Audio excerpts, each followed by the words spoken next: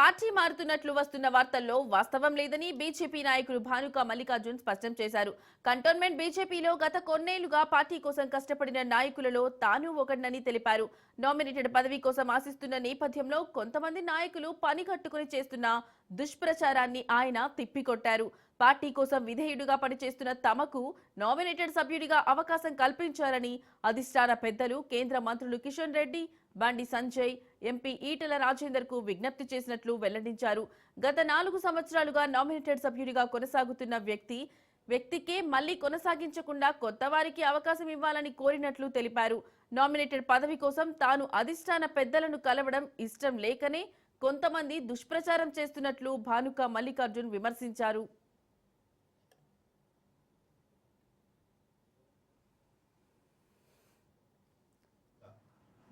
గతంలో 3 సార్లు 4 సార్లు రెన్యువల్ చేసుకుంటూ వచ్చినటువంటి వాళ్ళను కాకుండా పార్టీకి కష్టపడి పనిచేసే నాయకులకు ఇవ్వాలి ఛాన్సెస్ అనేసి మేము కోరడం, దాంతోపాటు దాంట్లో భాగంగా మేము చేసిన కష్టాన్ని గుర్తించి మాకు ఈరోజు స్టేట్ ఎగ్జిక్యూటివ్ మెంబర్గా ఇవ్వడం, అదేవిధంగా పార్టీకి సంబంధించి ఏ పనులు ఇచ్చినా, ఏ ధర్నాలు ఇచ్చినా, ఏ ప్రోగ్రామ్స్ ఇచ్చినా ప్రతి ఒక్కటి మేము మా బాధ్యతగా నిర్వహించినాం.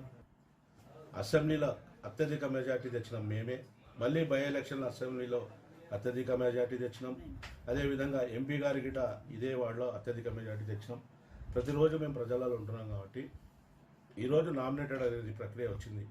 దాంట్లో భాగంగా మాకు ఒక పార్టీ కష్టపడి పనిచేసే ఒక మామూలు కార్యకర్తగా నాకైనా పర్లేదు, భానుక నర్మదా గారు పార్టీలో పనిచేస్తున్నటువంటి వ్యక్తి, కంటోన్మెంట్ బోర్డులో వైస్ ప్రెసిడెంట్గా, కంటోన్మెంట్ ఫైనాన్స్ కమిటీ చైర్మన్గా పనిచేసిన అనుభవం ఉంది.